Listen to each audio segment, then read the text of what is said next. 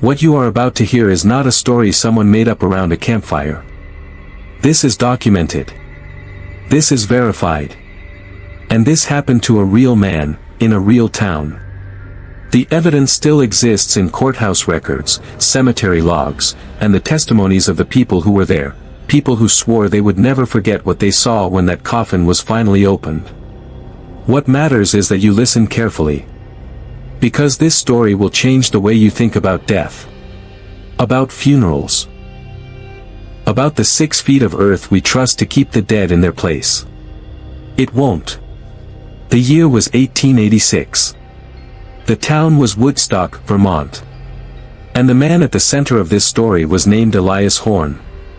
Elias Horne was an ordinary man. He owned a small dry goods store on the main street of Woodstock.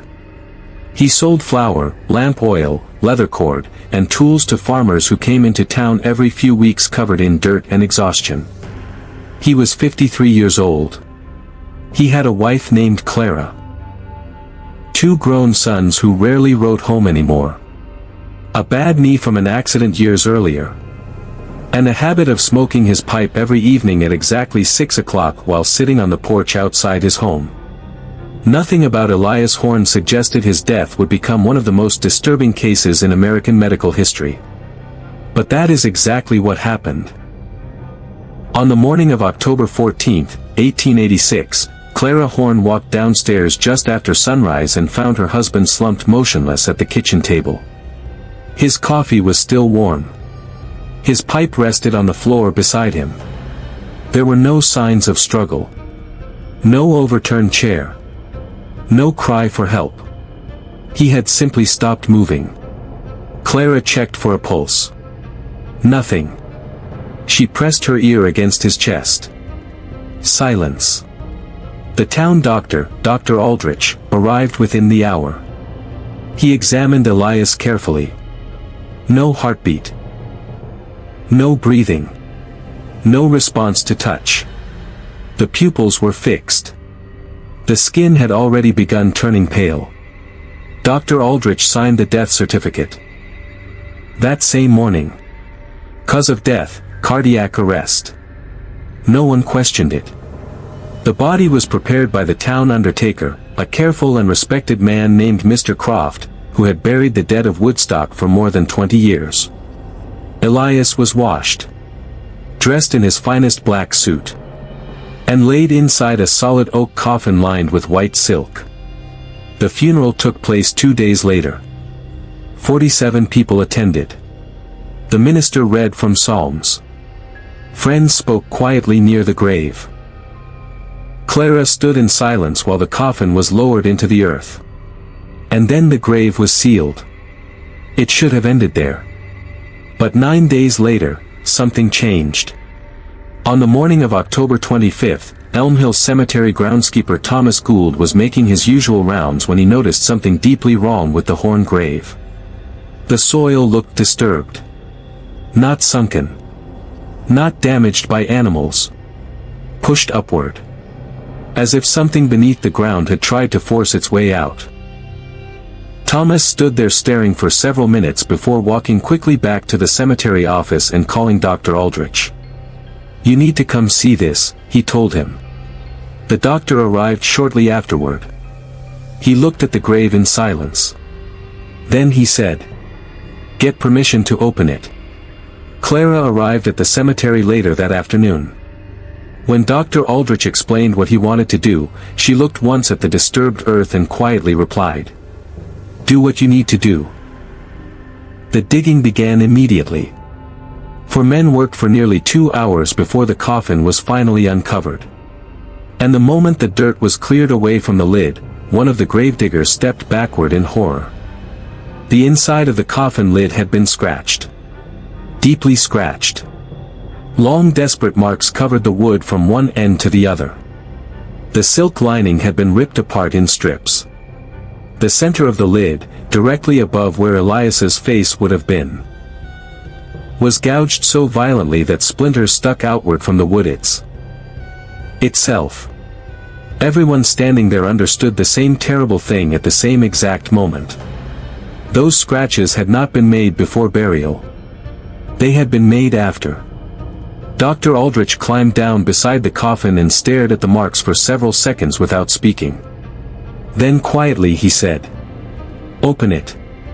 When the coffin lid was lifted, the smell of decay filled the air immediately.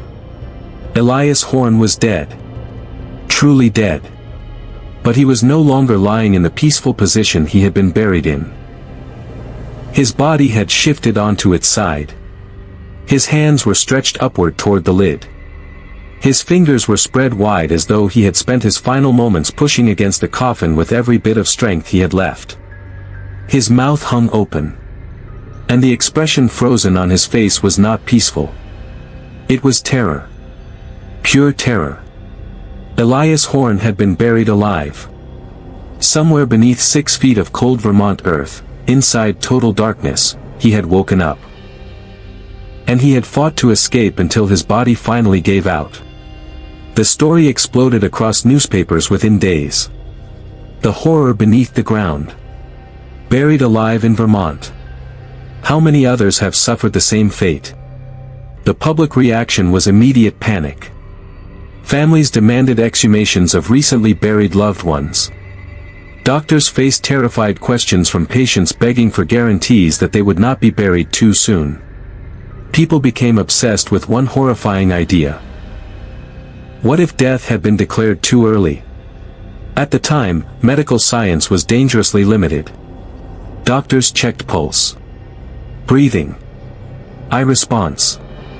If none were present, the person was considered dead. But conditions like catalepsy and suspended animation could make a living person appear completely lifeless. Dr. Aldrich later admitted in his report that Elias may have entered a profound cataleptic state, a condition where heartbeat and breathing become almost impossible to detect.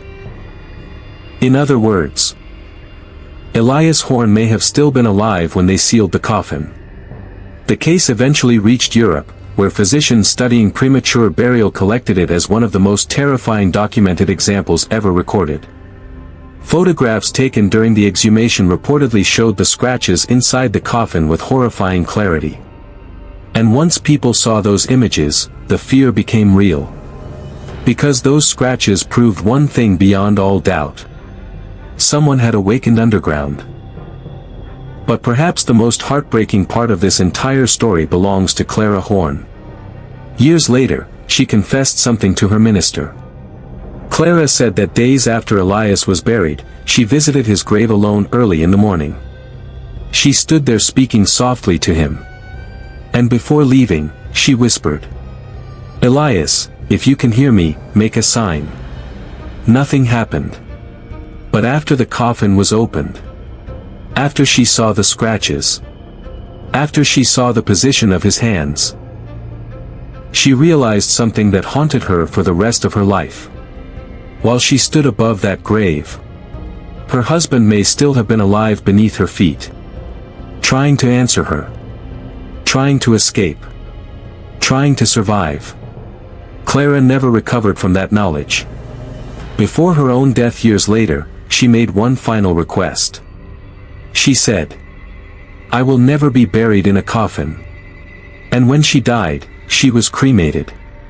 But the story of Elias Horne did not end with the opening of that coffin. Because what investigators discovered afterward? The graves they reopened. And the thing they found in one of them was even worse. In part 1, we left Elias Horne buried beneath 6 feet of Vermont earth. We left Clara standing above his grave, speaking softly to a husband she believed was already gone, not knowing that somewhere beneath her feet, inside total darkness, he may still have been alive. We left the coffin open. The scratches exposed. The town horrified. And the newspapers calling it one of the most terrifying burial cases New England had ever seen. But the truth is, the story of Elias Horne did not end when that coffin was opened. It began there, because once people saw the evidence inside that grave, they started asking a question nobody wanted to answer. What if Elias Horne was not the only one? Within weeks of the exhumation, the Vermont Medical Society launched a formal investigation into the case. Doctors across the state were suddenly forced to confront something deeply uncomfortable. Medical science in 1886 was far less certain about death than people believed. At the time, declaring someone dead was shockingly simple. A doctor checked for breathing, checked for a pulse, looked into the eyes. If there was no movement, no heartbeat, and no response, the person was pronounced dead. That was it. No heart monitors. No brain scans. No machines capable of measuring electrical activity in the body. Only human observation. And human observation could fail. Conditions like catalepsy, suspended animation, severe hypothermia, or certain neurological disorders could slow the body so dramatically that a living person appeared completely lifeless. Heartbeat nearly invisible. Breathing almost impossible to detect. A person could look dead, sound dead, even feel dead, while still technically alive. And after the Horne case, that possibility terrified people. The official investigation concluded that Elias Horne may have entered a profound cataleptic state triggered by cardiac stress.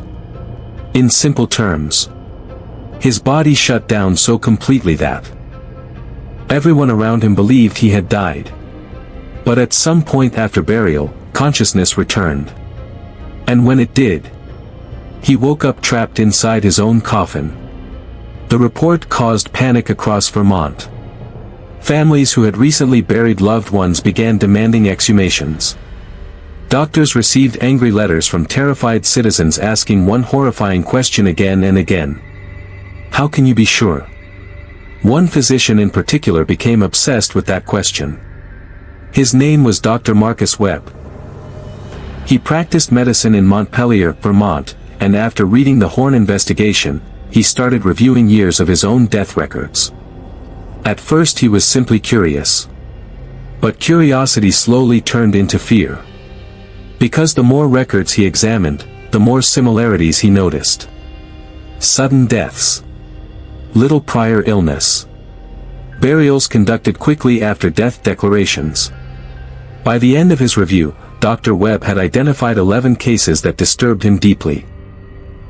11 people who may have died under circumstances frighteningly similar to Elias Horne.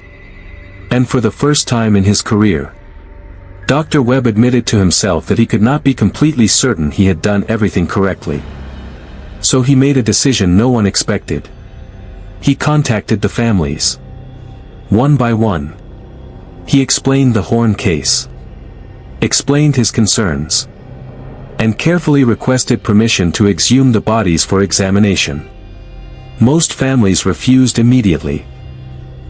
The dead were supposed to rest in peace. People did not want graves reopened. They did not want coffins disturbed. And they certainly did not want to imagine what might be found inside them. But 4 families agreed. The exhumations began in December of 1886, at Greenmount Cemetery. Newspapers quietly sent reporters to observe. The entire town followed the story. Everyone expected the graves to reveal nothing unusual. Everyone wanted reassurance. The first 3 exhumations appeared normal. Bodies remained in expected positions. No signs of disturbance. No damaged coffin interiors. Dr. Webb documented each case carefully and prepared to end the investigation. Then they opened the 4th coffin. It belonged to a woman named Margaret Ellsworth. She had died 8 months earlier after collapsing suddenly inside her home. Cause of death, suspected stroke. At least, that was what Dr. Webb himself had written on the death certificate. When the workers finally lifted open the coffin lid, witnesses immediately sensed something was wrong. The interior lining had been damaged. Not shredded violently like Elias Horne's coffin, but torn enough to suggest movement from inside. The fabric near the corners had been pulled loose. And Margaret Ellsworth was no longer lying peacefully on her back. Her body had shifted. Slightly curled toward the side of the coffin. Knees bent. Head turned. As though at some point after burial, she had awakened. Dr. Webb reportedly stood beside the grave in complete silence for nearly a full minute before speaking. Because he remembered exactly how he had placed Margaret into that coffin months earlier. He knew the position of her body had changed. And bodies do not simply reposition themselves like that without reason. Officially, Dr. Webb refused to state with certainty that Margaret Ellsworth had been buried alive. But privately, his report admitted the evidence could not be fully explained by decomposition alone. And for many people reading the report, that was enough. The fear spread rapidly after that. People became terrified of funerals. Terrified of coffins. Terrified of sudden death. Terrified that they themselves might one day wake up underground in total darkness with no way to escape. Inventors across Europe and America began promoting devices called safety coffins. Some contained bells attached to strings tied around the buried person's wrists. If movement occurred underground, the bell above the grave would ring. Other designs included breathing tubes connected to the surface. Some even featured small windows, escape hatches, or ladders intended to help the buried person climb out.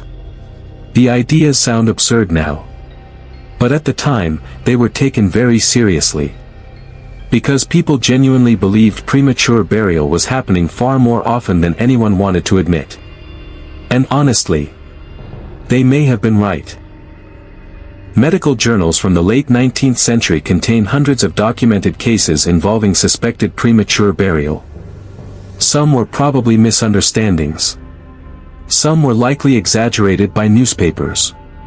But others were horrifyingly convincing. Scratch marks inside coffins. Bodies found twisted into unnatural positions. Shredded burial clothing. Bent fingernails. Bloody fingertips. Evidence that suggested desperate movement after burial. And the Elias Horne case became one of the most famous examples of all.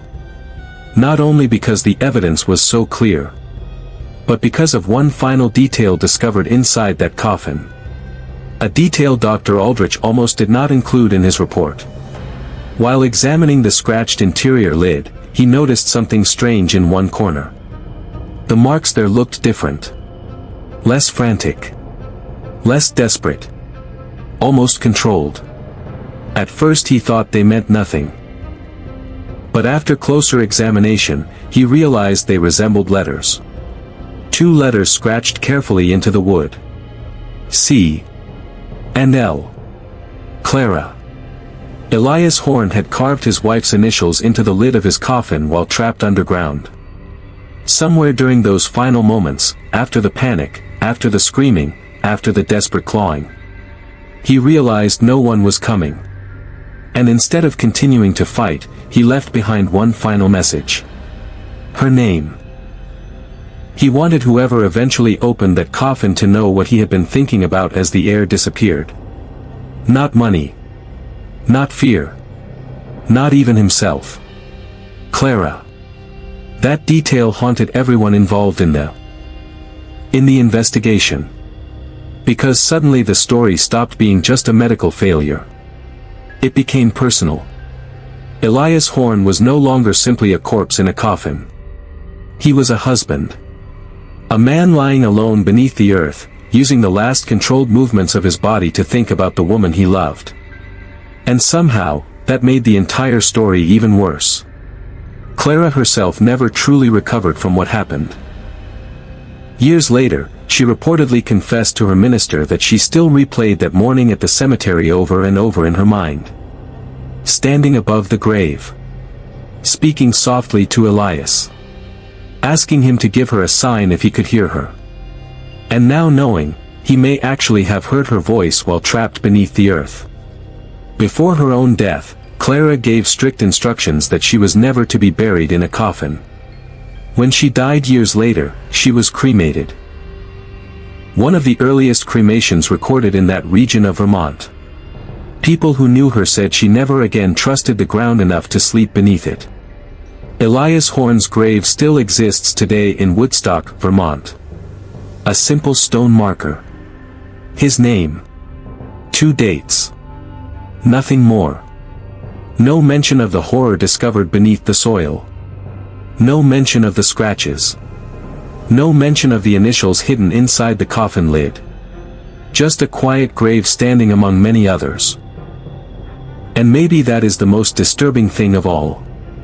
Because somewhere beneath countless cemeteries around the world, there may be stories no one ever uncovered. Coffins nobody reopened. Voices nobody heard.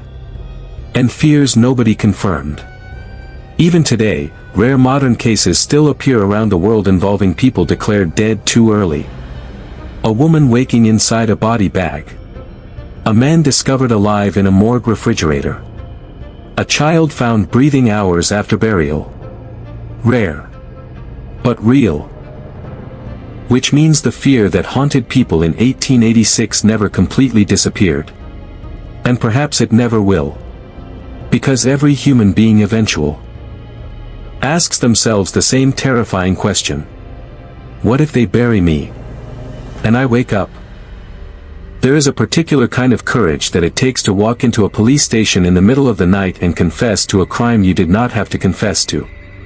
A crime no one knew you had committed. A crime you could have kept secret for the rest of your life, taken it to your grave, and no one, not a single person, would have been any wiser. A man did exactly that in Budapest, Hungary, in the winter of 1901. His name was István Kovács. He was 31 years old. He was a grave robber. And what he found inside a crypt in the Kerepesi cemetery on the night of November 8, 1901, was so terrible, so far beyond anything he had imagined when he had slipped through the cemetery gates that evening, that he walked directly from the cemetery to the nearest police station, sat down in front of the duty officer, and said, "I have done something I should not have done, and I found something I cannot keep to myself, and you need to send someone to Kerepesi tonight because of what is in the Varga crypt." What was in the Varga crypt had been placed there 11 days earlier. It had been placed there as a corpse. By the time István Kovács found it, it was no longer entirely a corpse. And by the time the police arrived, it was, once again, entirely a corpse. But in a condition, and a position, that left no one present in any doubt about what had happened inside that sealed stone chamber in the 11 days between burial and discovery. This is the story of Countess Elena Varga. And it is the most documented case of premature entombment in European history.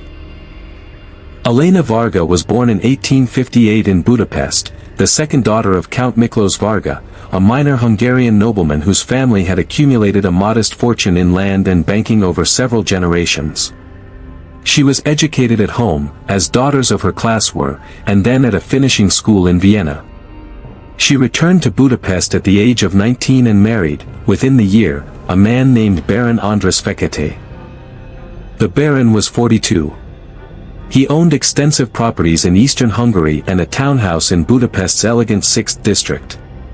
Elena did not produce heirs. After 7 years of marriage and 3 miscarriages, the subject was quietly abandoned. The Baron and the Countess lived their lives in polite, comfortable parallel. What Elena Varga did, in the absence of the life she had imagined for herself, was work. She ran 2 charitable foundations. One supporting orphan children in Budapest, one providing medical care to the city's poor. She corresponded with reformers, politicians, and physicians. She was known as formidably competent and slightly frightening. She was 43 years old in October 1901 when she became ill. The illness was described at the time as nervous exhaustion complicated by a cardiac episode. Modern physicians later believed she may actually have suffered a neurological event that caused a profound coma-like state. She was attended by 3 physicians over 6 days. All 3 noted the gradual weakening of pulse, the shallowing of breath, and the cooling of her skin. On the morning of October 28, 1901, Dr. Benedek Holish placed his stethoscope against Elena Varga's chest, listened carefully, and finally turned toward Baron Fekete. "I am sorry, Baron. The Countess has passed." The Varga family crypt at Kerepesi Cemetery was one of the older and more distinguished structures in the cemetery's wealthy western section. The crypt was built of gray limestone with 6 stone shelves carved into the walls, each designed to hold a single coffin. For already held members of the Varga family, Elena was placed in the 5th.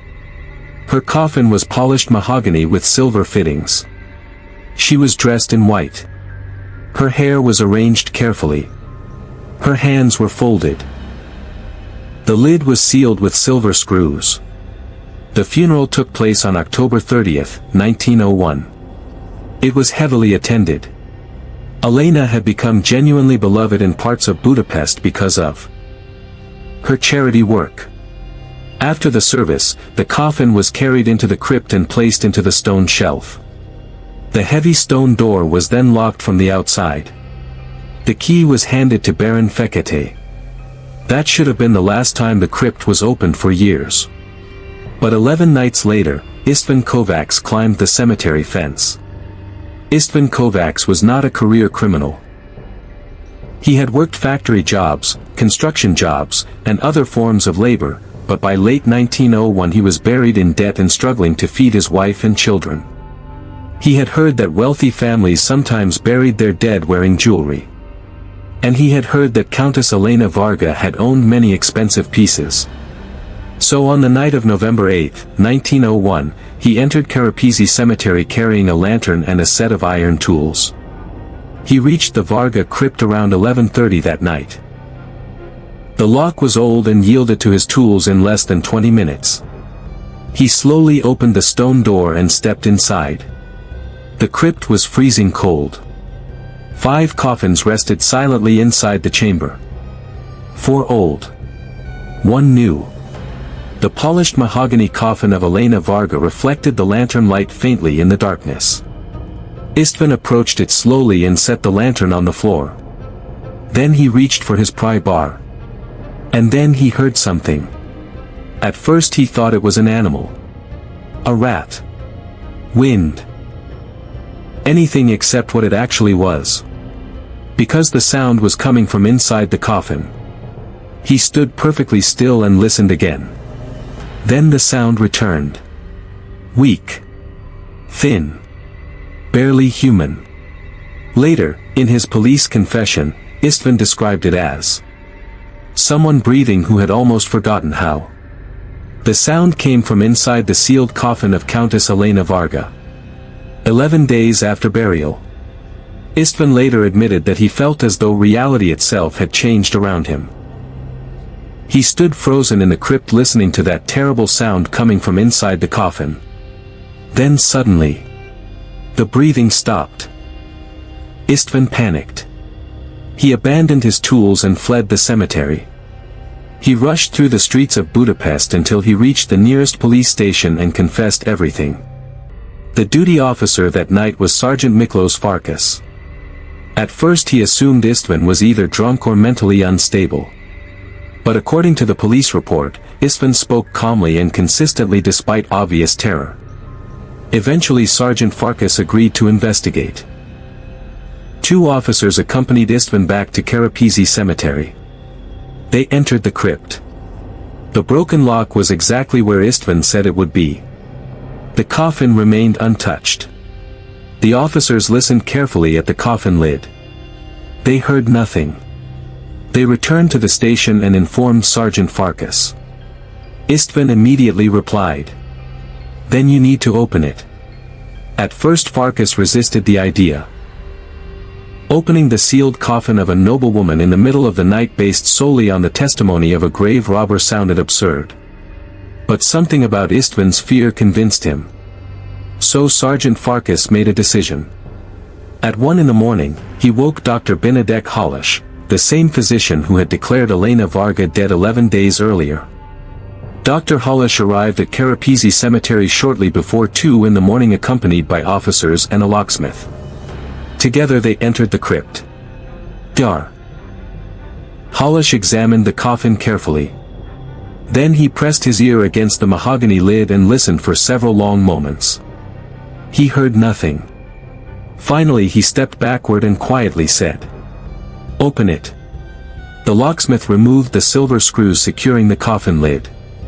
Slowly, carefully, the men lifted the lid open. And what they saw inside that coffin would become one of the most horrifying documented burial cases in European history. Countess Elena Varga was dead. But she was no longer lying peacefully on her back the way she had been buried. She was sitting upright inside the coffin. 11 days after her funeral. Inside a sealed mahogany coffin. Inside a locked stone crypt. And every person standing inside that chamber understood exactly what that meant. Dr. Benedek Hollish would later write that the moment the coffin lid came free was the dividing line of his life. Everything before that moment belonged to one man. Everything after it belonged to another.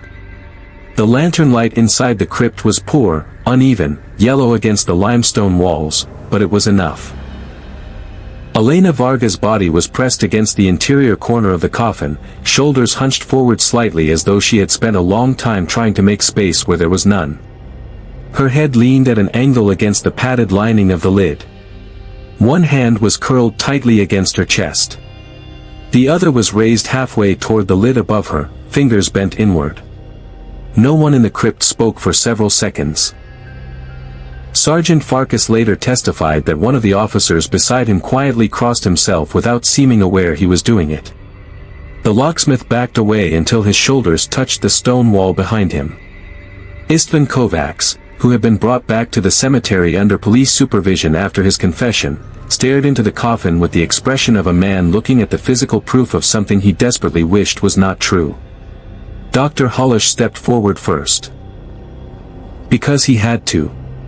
Because he was the physician who had declared her dead. That he examined the body there in the crypt for nearly 20 minutes before ordering the coffin transported to the municipal mortuary for a full examination. During that first examination, several details became immediately obvious. The Countess's burial gown was torn badly across both shoulders. The fabric around her elbows was shredded where repeated friction against the coffin sides had worn it apart.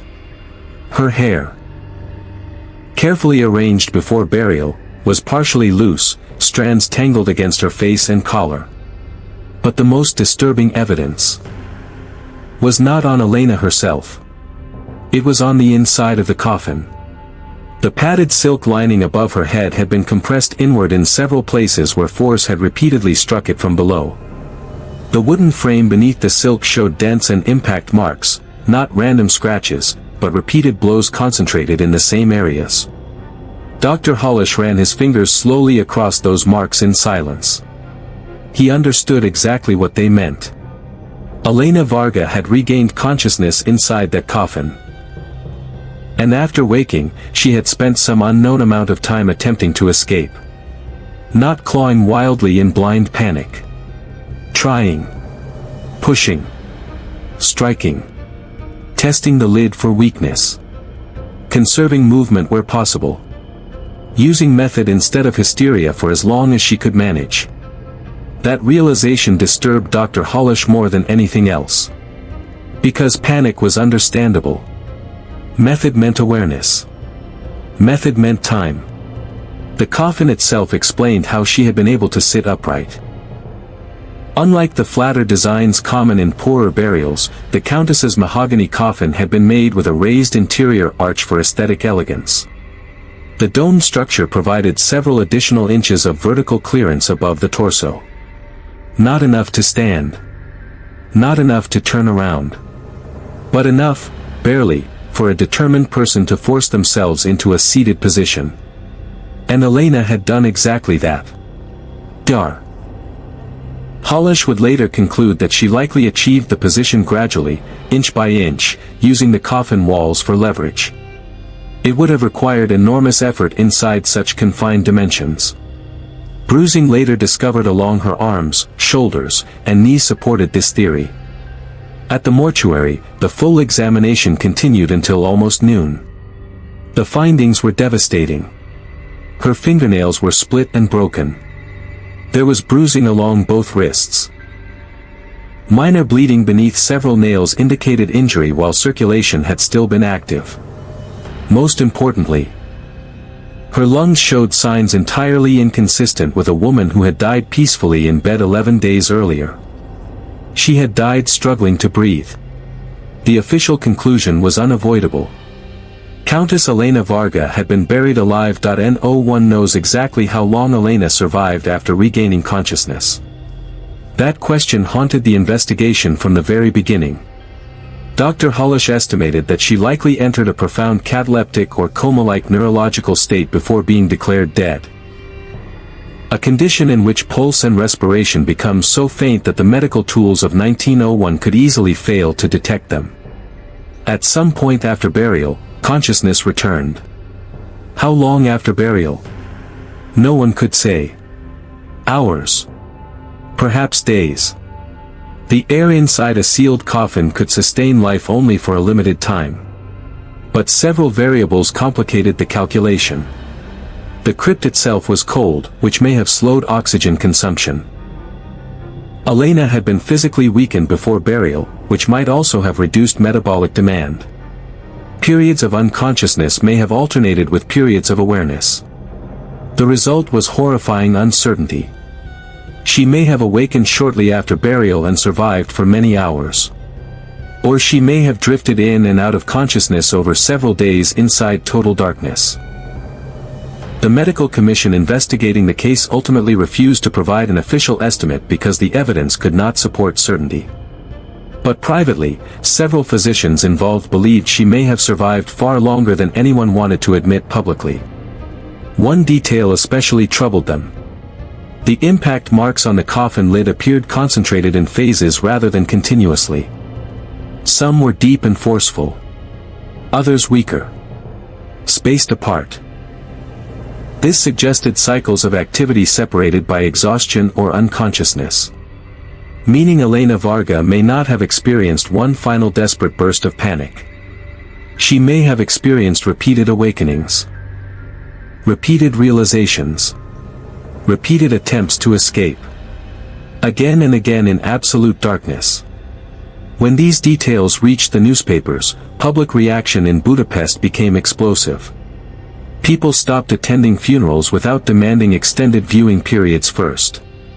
Some families delayed burials for days despite religious objections. Several wealthy households reportedly instructed servants to watch over bodies continuously before interment. One Budapest paper published an editorial that simply read, "How many others were silent beneath us while we prayed above them?" The article was reprinted across Europe. Baron Andras Fekete never recovered from what happened inside the crypt. Before Elena's death, he had been considered emotionally reserved but socially reliable, a formal aristocrat of the old Austro-Hungarian style. After November 1901, people described him differently. Quieter. Distracted. As though part of him had permanently withdrawn somewhere unreachable. The Baron blamed himself completely, though no evidence suggests he had any reason to. He had trusted physicians. He had followed every accepted custom of the time. But guilt rarely concerns itself with fairness. According to household staff interviewed years later, the Baron stopped sleeping properly after the investigation. Lights remained on in several rooms of the townhouse throughout the night. Servants reported hearing him pacing corridors at unusual hours. One maid claimed she once found him standing motionless in Elena's dressing room at nearly 3 in the morning. Not touching anything. Not speaking. Just standing there in the dark. The Baron's physician prescribed sedatives repeatedly over the following years. They helped very little. Friends attempted to persuade him to leave Budapest for a season, Vienna, perhaps, or Italy, but he refused. He continued overseeing Elena's charitable foundations personally after her death, attending meetings she once attended, reviewing reports she once reviewed. Some believed it was duty. Others believed it was punishment. In 1904, the Baron funded the construction of one of Budapest's first monitored holding facilities for the recently deceased, a place where bodies could remain under medical observation before burial. He never publicly explained why he financed it, and newspapers at the time treated the donation delicately, understanding that speaking too directly about the Varga case risked cruelty. But everyone understood. The facility operated for nearly 30 years. And every employee who worked there knew whose money had built it. The strangest figure in the entire story remained Istvan Kovacs. Not because he was a grave robber, but because history remembered him kindly afterward. That almost never happens. Newspapers across Hungary initially described him as a criminal and desecrator. But public opinion shifted rapidly once the facts became fully known. Without Kovacs entering that crypt, Elena Varga's true death would likely never have been discovered. Eventually decomposition would have obscured the evidence entirely. The official narrative would have remained unchanged forever. She would simply have been remembered as a countess who died quietly after illness.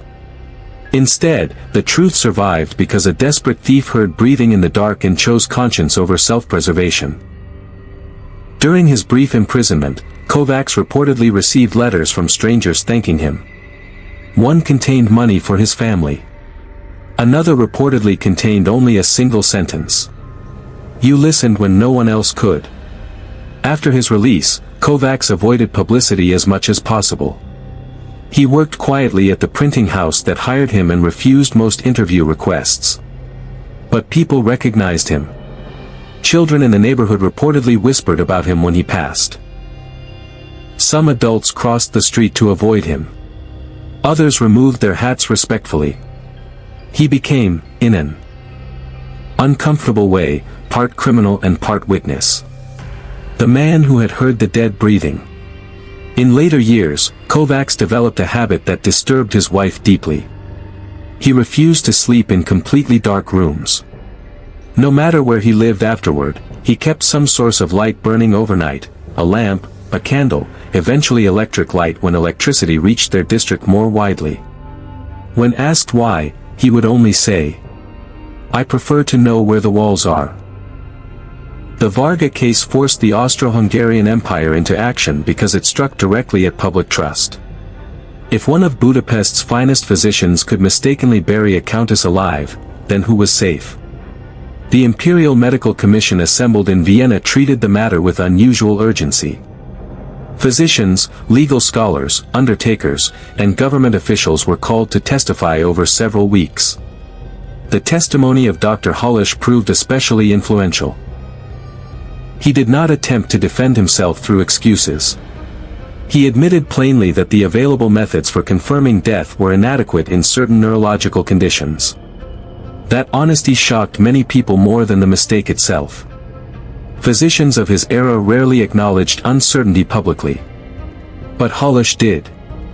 And because he did, reforms moved faster. The empire introduced mandatory waiting periods before burial. Additional signs of irreversible death became legally required. In major cities, monitored mortuary facilities were established specifically to prevent premature burial. These reforms spread beyond the empire within years. Medical journals in France, Britain, Germany, and Russia discussed the Varga case extensively.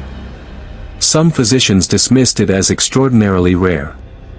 Others argued it represented only the small number of discovered cases among many undiscovered ones. Public fear intensified accordingly. Sales of safety coffins increased sharply across Europe after 1901.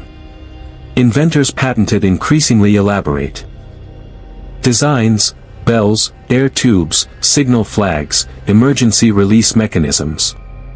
Most were impractical. But practicality mattered less than fear.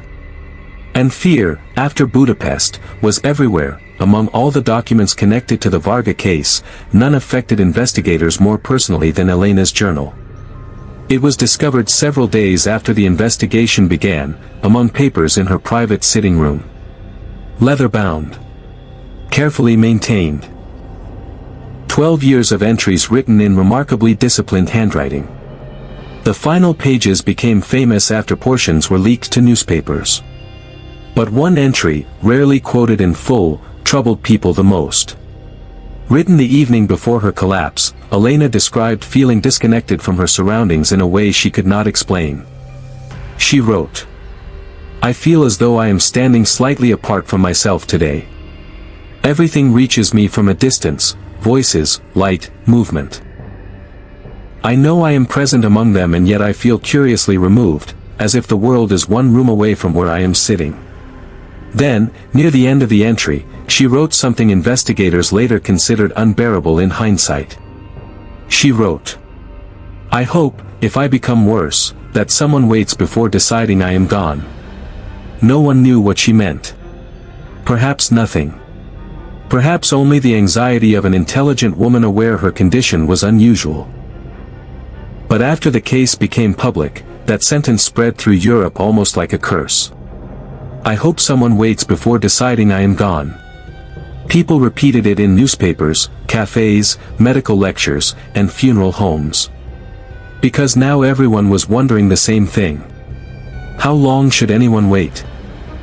Countess Elena Varga was buried twice. The first burial trapped her alive in darkness beneath Budapest. The second buried the evidence beside her. The Varga crypt still stands at Kerepesi Cemetery today. Tour guides occasionally mention the story in lowered voices. Most visitors pass it without knowing what happened there in November 1901. But the records remain. The police report remains.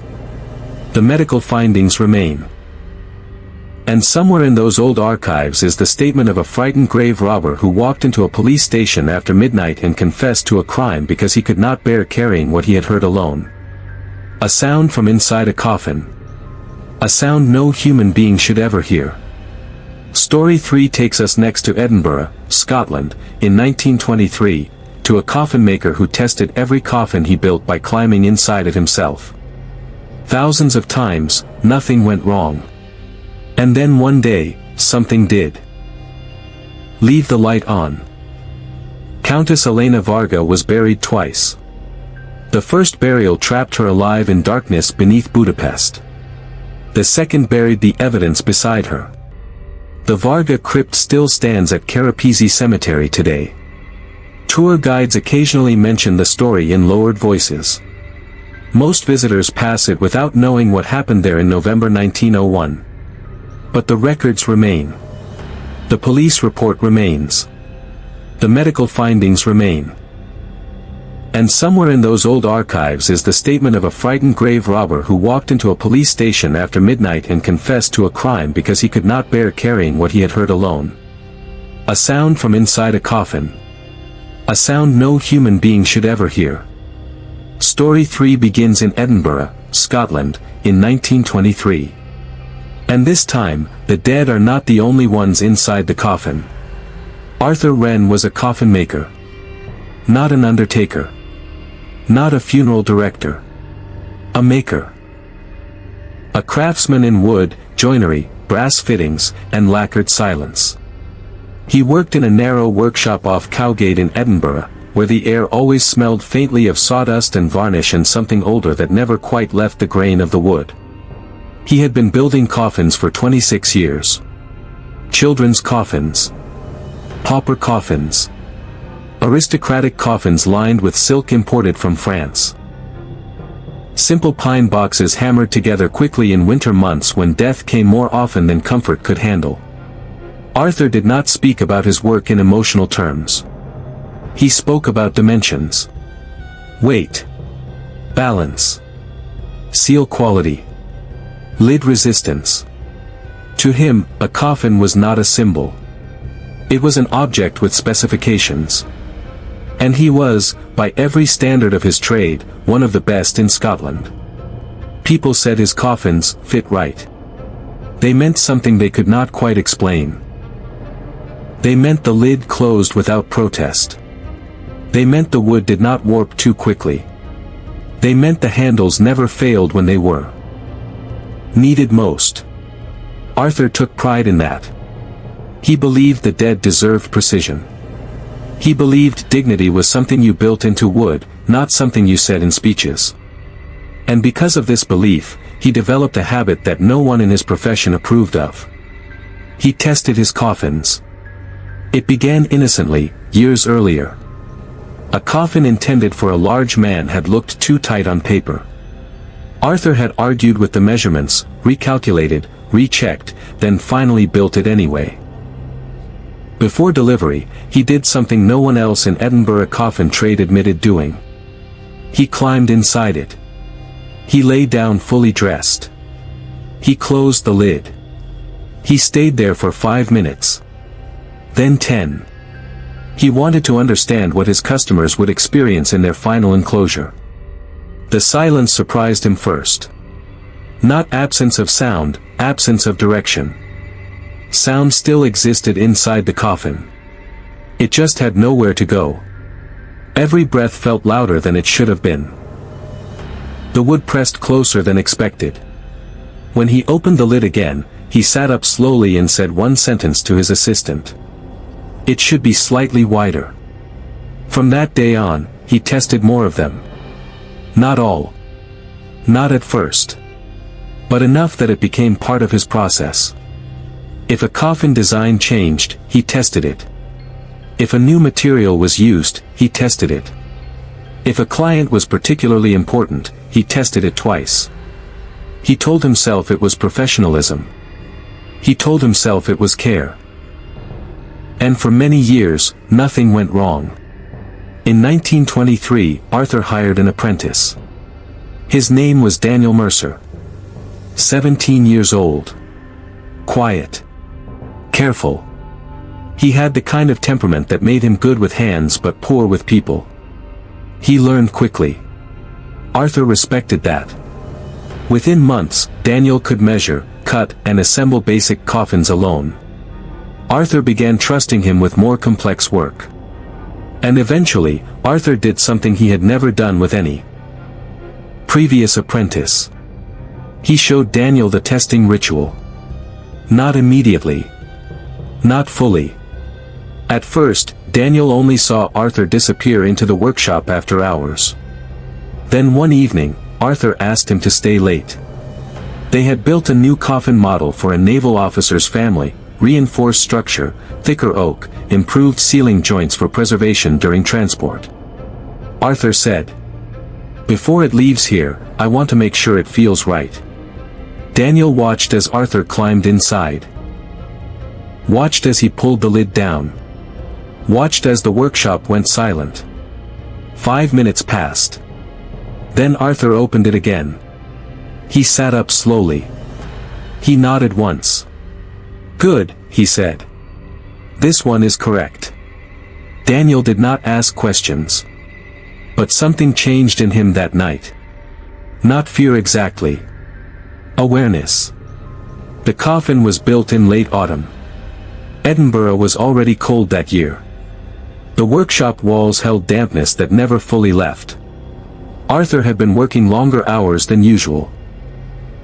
Orders had increased after a cholera outbreak in a nearby district. Death was busy. Business was good.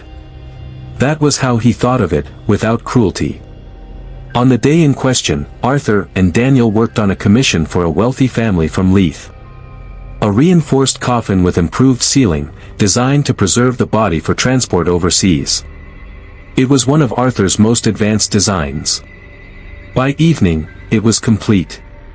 The wood was dark, polished, heavy. The joints were tight. The lid mechanism was smooth. Arthur examined it for a long time. Then he said, "This one I will test myself." Daniel hesitated. He had seen the ritual before. But something about Arthur's tone was different this time. Not instructional.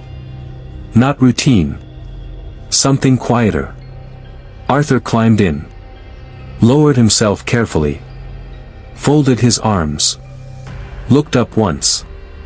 And said, "Close it." Daniel obeyed. The lid came down.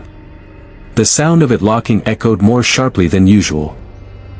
And then, silenced at first, Daniel counted time normally.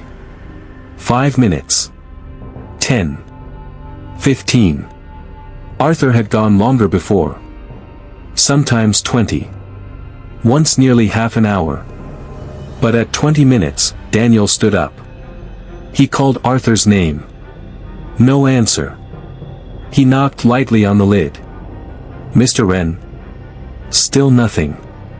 Now the silence felt different. Not peaceful. Contained. Daniel reached for the latch. He told himself Arthur was simply staying longer for evaluation. But his hands were already faster than his thoughts. He unlocked it. Lifted the lid. Arthur Wren was inside. Not lying still. Sitting upright. His head tilted slightly forward. His hands pressed against the interior wood. Fingers spread. Not relaxed. Not resting. Holding. As though he had been supporting himself against the lid from below. Daniel froze. For several seconds he did not understand what he was seeing. Then Arthur moved. Just slightly. A small shift of his shoulder. A breath. Daniel stumbled backward. The lantern shook in his hand. "Sir." Arthur's eyes opened. And what Daniel saw in them later, he would never describe clearly to anyone. Because Arthur did not look surprised. He looked aware. Arthur was removed from the coffin carefully. He was alive. Weak. Disoriented. But alive. He was taken inside the workshop and laid on a table. At first, no one spoke. Then Arthur finally did. His voice was thin. Controlled. He said, "How long?" Daniel answered honestly. "Less than half an hour." Arthur closed his eyes. Then he said something that no one present ever agreed on in interpretation. He said, "That is not what I meant." Over the next hour, Arthur described what he experienced. Or tried to. His account was fragmented. He spoke of pressure. Of time behaving incorrectly. Of sound becoming distant, even his own breathing sounding like it belonged to someone else. But one detail repeated. He said there was a moment, not panic, not fear, when he became aware of the structure itself. Not the coffin. The concept of it. A space designed to remain closed. He said, "It does not want to open." That is what I felt. Doctors later concluded he had suffered oxygen deprivation and psychological stress. Arthur never agreed with that explanation. Neither did Daniel. Arthur stopped testing coffins after that night. He did not announce it. He simply never did it again. His work continued. Orders were completed. Families received their dead. But something in him had changed permanently. He began inspecting coffins more slowly. Measuring twice instead of once. Checking airflow gaps that no regulation required. Sometimes he would pause during work and place his hand on the inside of a coffin lid for several seconds, as if listening. Daniel noticed. But never asked again. Because Daniel had understood something that night too. Not about death. About uncertainty. Arthur Wren lived until 1941. He died in his sleep. Peacefully. According to records, his coffin was built by his own workshop. Daniel Mercer, now master of the business, supervised its construction. He did not test it. No one did. At the funeral, Daniel stood quietly at the back. When the coffin was lowered, he did not look away. He watched until it disappeared into the ground. Years later, when asked why he continued the business, Daniel gave a simple answer. He said, "Because people will always need to be certain about the dead." Then he paused. And added, "But I am not certain about anything anymore." Arthur Wren built thousands of coffins. One of them held him longer than intended. Whether what happened inside that coffin was medical, psychological, or something that cannot be fully categorized in the language of the time is still debated in academic circles that rarely admit to fear. But the records remain. The workshop records remain. The apprentice's testimony remains. And the account of a man who entered a coffin to test it, and found that testing and experiencing are not always separate things. Story 3 ends here. Story 4 takes us to a railway station in France, 1937, where a luggage handler discovers a sealed trunk that should have been empty, but wasn't. And this time, the person inside had been traveling for days. Say next. There are some questions the human mind was never meant to sit comfortably with. Not because they are supernatural. Not because they belong to ghosts or demons or curses. But because they belong to reality. To medicine. To silence. To the thin line between a living person and a dead one. Elias Horne woke up beneath 6 feet of Vermont earth with only darkness above him and oak beneath his hands. Elena Varga opened her eyes inside a sealed mahogany coffin in a locked stone crypt beneath Budapest. And Alistair Drummond spent 32 years climbing willingly into coffins so the dead who used them would rest in dignity, until one afternoon the lid stayed closed too long and the darkness almost kept him 2.3 stories. 3 coffins. 3 moments where death stopped being an idea and became something physical. Something wooden and airless and close enough to touch. The records of these cases still exist. Medical reports. Police statements. Workshop journals. Testimonies written by people who spent the rest of their lives trying not to think about what they had seen when those coffins opened. Because once you hear stories like these, something changes. You start noticing enclosed spaces differently. You start thinking about silence differently. You start wondering how many people throughout history were declared dead by tired doctors using imperfect tools in dimly lit rooms, and how many of them woke afterward in the dark. Modern medicine is better now. Far better. But not perfect. And that is what makes these stories linger. Not the horror. The possibility. Somewhere in an archive in Vermont there is still a report describing scratch marks inside an oak coffin lid. Somewhere in Budapest there is still a police statement from a grave robber who heard breathing from inside a sealed crypt.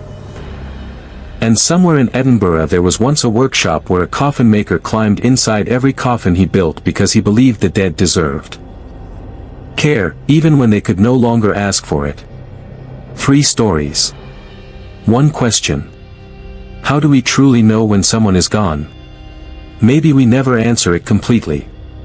Maybe all we can do is trust the living to be careful with the dead.